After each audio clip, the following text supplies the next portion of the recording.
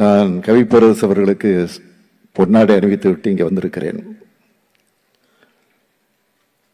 இந்த நூலினுடைய ஆசிரியர் என்பதற்காக மட்டுமல்ல, இன்று அவருக்கு பிறந்த நாள்.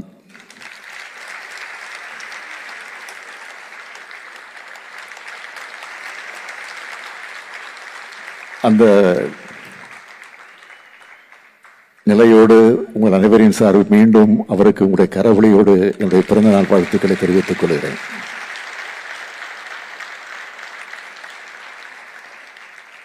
பிறந்த நாளுக்கு நாம் தான் அவருக்கு பரிசு கொடுக்க வேண்டும். ஆனால் இன்றைக்கு அவருடைய பிறந்த நாளை நமக்கெல்லாம் இந்த புத்தகத்தை பரிசாக தந்திருக்கிறார். அதற்காக உங்கள் அனைவரின் சார்பில் அவருக்கு என்னுடைய நன்றி நன்றி நன்றி. திருக்குறள் 2 அடிதான். ஆனா 2000 ஆண்டுக்கு மேலா அதுக்கு புது புது பொருள்களை சொல்லி உலக மக்கள் எல்லோரும் புது வழியை நல்வழியை சொல்லக்கூடிய உலக இலக்கியமா உயர்ந்து நிற்குது. அதனாலதான் மணக்குடவர், பரிமேலழகர் தொடங்கி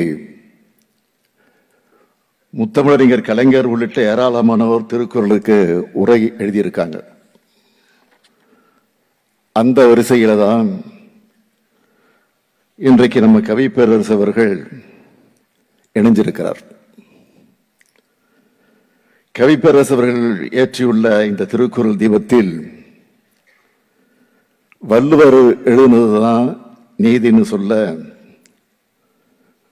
புத்தகத்தோட தலைப்பையே வள்ளுவர் மறை வைரமுத்து உரைன்னு கவிதை மிடுக்கோடு வச்சிருக்கிறார். இந்த உரையோட ஆழம், குறள்களை அணுகிய கவிப்பேரரசரோட திறன் போன்றவற்றை இங்கு உரையாற்றிய அனைவரும் சொல்லியிருக்கிறாங்க. நான் இதை பத்தி சுருக்கமா சொல்லணும்னா, திருவள்ளுவருக்கும் திருக்குறளுக்கும் அவருக்கு ஒவ்வாத சாயத்தை பூசி மறைப்பதற்கு முயற்சிகள் நடக்கிற இந்த காலகட்டத்தில் தன்னுடைய உரைவாளை எடுத்து உடைவாளா வீசியிருக்கிறார் கவிப்பேரரசு அவர்கள். கவிப்பேரரசு அவர்கள் இந்த புத்தகத்தோட முன்னுரையில் திராவிட பண்பாட்டை ஆரிய பண்பாடு நகர்த்துவோ தகர்க்கவோ முனைந்த காலகட்டத்தின் விளிம்பில் தமிழ் மரபு காக்கும் தனிப்பெரும் அரணாக வள்ளுவம் எழுந்ததுன்னு சொல்லி 2000 ஆண்டுகால வரலாற்றை தன்னுடைய சொற்களால எடுத்து சொல்லிவிட்டார். திருக்குறள் தமிழில் எழுதப்பட்டிருந்தாலும் இது தமிழர்களான நமக்கு மட்டும் சொந்தமான நூல் கிடையாது. அதனால்தான் திருக்குறளோட பொருளை உணர்ந்த பகுத்தறிவித்தவர் தந்தை பெரியார் அவர்கள்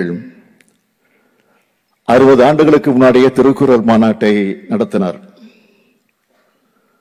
திருக்குறளை அச்சிட்டு பரப்பினார். மதங்களை வெறுத்தவர் உங்கள் மதம் குறள் மதம் என்று சொல்லுங்கள், உங்கள் நெறி குறள் நெறி என்று சொல்லுங்கள் என்று சொன்னார். பேரறிஞர் அண்ணா அவர்கள் திருக்குறளை படிப்பவர்கள் மட்டுமல்ல பின்பற்றுவர்களாக நாம் வாழ வேண்டும் என்று சொன்னார். தலைவர் கலைஞர் அவர்கள் குறள் மனிதர்களாக நாம் வாழ வேண்டும் என்று சொன்னதோடு இன்னைக்கு புது பொலிவோடு இருக்கிற வள்ளுவர் கோட்டத்தை கட்டினார். இந்திய துணைக்கண்டம் தொடங்கக்கூடிய குமரி முனைகளை 25 ஆண்டுகள் கடந்து சுனாமியையும் எதிர்த்து நிற்கக்கூடிய ஐயன் வள்ளுவருக்கு வானுயர சிலையை உருவாக்கினார். குறளையும் தீட்டினார். குறளுக்கு உரை எழுதினார். தமிழின் சின்னம், தமிழினத்தின் சின்னம் திருவள்ளுவர் தான் என்பதை அடையாளம் காட்டி செம்மொழி மாநாட்டோடு லட்சணியில வள்ளுவரையும் குறளையும் இடம்பெற செய்தார்.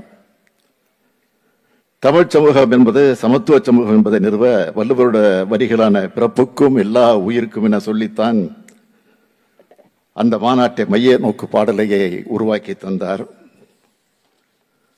திருக்குறளை தூக்கி பிடிச்சு இதுதான் நம் இனத்துக்கான கலங்கரை விளக்கம்னு போராடி வாதாடி பரப்பி வருவதுதான் நம்முடைய திராவிட இயக்கம். அந்த வழித்தடத்தில் இன்னைக்கு நம்ம கவிப்பேரரசு வைரமுத்தவர்களும் பாதை மாறாமல் இந்த வள்ளுவ தீபத்தை அவர் ஏந்தி இருக்கிறார். நம்ம கவிப்பேரரசு அவர்கள் 12 வயசுல காதலிக்க தொடங்கின இந்த குரலுக்கு 72 வயசு வரை அவர் இருந்து இன்றைக்கு உரை எழுதியிருக்கிறேன்னு சொல்லி முன்னுரையிலே சொல்லியிருக்கிறார். அதுக்காக நீங்க வருத்தப்படக்கூடாது. உங்களுடைய 72 ஆண்டுகால அனுபவ பயணம், உங்களுடைய அறிவுச் சேர்க்கை, இதையெல்லாம் துணையாக கொண்டு நீங்க திருக்குறளை அணுகி உரை எழுதியிருக்கீங்க. இதுக்கு என்னுடைய வாழ்த்துக்கள், பாராட்டுக்கள். ஒவ்வொரு குறளுக்கும் நீங்கள் எழுதியிருக்கக்கூடிய பொருளை வாசிக்கும் போது ஒரு கவிதையை படிச்சு அந்த உணர்வை பெற்றவனாக இருப்பதை என்னால் தவிர்க்க முடியல. நான் ரசித்த சில இடங்களை மட்டும் இங்க எடுத்து சொல்ல விரும்புகிறேன். இல்லறத்தான் என்பவன் நல்லறத்தால் துணை நிற்பவன். இல்வாழ்க்கையில் ஒருவன் செய்யத்தக்கதெல்லாம் அறச்செயல்களே, தள்ளத்தக்கவையெல்லாம் பழி செயல்களே. முயற்சி என்னும் பெரும்பொருளே செல்வத்தை பெருக்கிடும். முயலாமை என்னும் சோம்பலோ ஒருவனை வறுமைக்குள் செலுத்திவிடும். உள்ளவளம் உள்ளவர்கள் உயிர் வலிமை பெறுவார்கள். நல்ல இனத்தைச் சேர்ந்தவர்களோ எல்லா புகழையும் அடைவார்கள். மெய்ப்பொருளை மெய்ப்பொருள் என்று உணரும் மயக்கம் இருப்பது பிறப்புக்கு சிறப்பன்று. உன் கண்கள் உன்னை கைவிட்டு விட்டன, இனியேனும் உன் சொற்களால் உண்மை சொல். இப்படி சொல்லிக்கிட்டே போகலாம். கவிஞர் தன் கைவண்ணத்தை உரைநடையில் காட்டியிருக்கிறார். அதனால்தான் எழுதப்பட்ட உரையும் ஒவ்வொரு கவிதையாக இருக்கு. திருக்குறளில் வெளிப்படாத மறைபொருள் இன்னும் நிறைய இருக்குன்னு ஏராளமான அறிஞர்கள் தங்களோட அறிவையும் அனுபவத்தையும் பயன்படுத்தி உரை எழுதிக்கிட்டு இருக்காங்க. 2000 ஆண்டுகள் கடந்த பிறகும் பிறப்புக்கும் எல்லா உயிர்க்கும் என்ற வரிகளுக்கான தேவை இன்னைக்கும் இருக்கு. காலங்கள் கடந்து வாழும் வள்ளுவர் மறையை இந்திய நாட்டோட தேசிய நூலாக அறிவிக்கிற முயற்சிகளை நாம் இன்னும் அதிகமாக கவனம் செலுத்தியாகணும். இதுக்காக திருக்குறளோட சிறப்பை முழுமையாக சொல்லும் வகையிலான மாபெரும் அமைப்பை தலைநகர் டெல்லியில நாம் உருவாக்கி ஆகணும். வள்ளுவர் மறையின் பொருளை இந்திய சமூகத்தில் விதைக்கிற பணியில நம்ம ஈடுபடுத்திக்கணும். வள்ளுவர் புலவர் மட்டுமல்ல, புரட்சியாளர். வள்ளுவர் கவிஞர் மட்டுமல்ல, கலகக்காரர். அவர் வழங்கியிருக்கும் கொடையான வள்ளுவத்தை பரப்ப வேண்டியது நம்முடைய கடமை மட்டுமல்ல, காலத்தின் தேவை.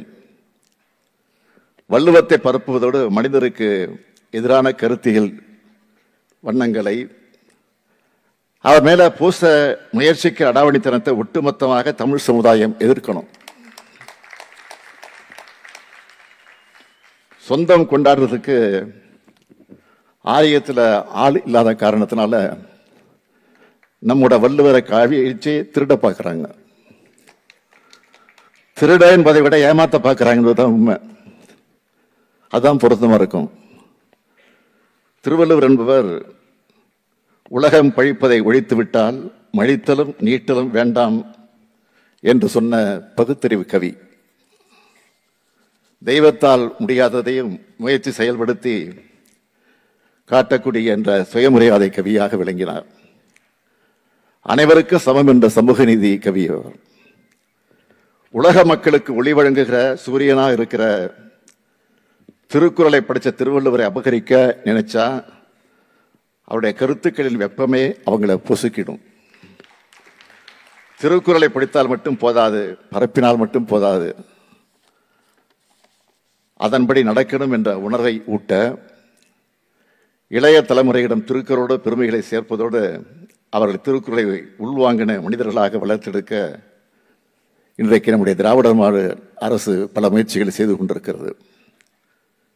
தீரா காதல் திருக்குறள் நிகழ்ச்சிகள், குறளவையும் போட்டிகள், குரல் இனிது நாட்டிய நாடகங்கள், மாணவர் திருக்குறள் மாநாடு, டிசம்பர் மாசத்துல குரல் வாரம், திருக்குறள் முற்றோதல் உள்ளிட்ட ஏராளமான முன்னெடுப்புகள் நம்ம திராவிட மாடல் அரசு மேற்கொண்டு வருது. ஏன்னா குரல் நீதி இருக்கிற இடத்துல மனுநீதியை தடுக்க முடியாது. அதுக்கு கவி பேரரசு வைரமுத்தருடைய உரையும் அடித்தளமாக அமையும் என்ற நம்பிக்கை எனக்கு இருக்கு. நம்ம இளைஞர்களுக்கு இருக்கிற தமிழ் பற்றை அறிவார்ந்த கருத்துக்கள், இலக்கியங்கள் வழியாக மேம்படுத்தி மானுட உணர்வுமிக்க மனிதர்களாக உருவாக்க வேண்டியது நம்ம ஒவ்வொருத்தருடைய கடமை. மொழி வாழ்ந்தால் இனம் வாழும், மொழி வீழ்ந்தால் இனம் வீழும். இதுதான் உலக வரலாறு நமக்கு தந்திருக்கக்கூடிய பாடமாகும். இன்றைக்கு நாமும் அதிக வீரியத்தோடு அரசியல் பண்பாட்டு படையெடுப்பை நடத்தி கொண்டிருக்கிறோம். எத்தகைய படையெடுப்புகளையும் வெல்லும் திறன் தமிழுக்கு உண்டு. தமிழர்களுடைய நம்முடைய தடந்தோள்கள் வலுப்பெற திறன் பெற வள்ளுவர் மறை, வைரமுத்து உரை போன்ற நூல்களும் வாழும் கேடயமாக அமையும்.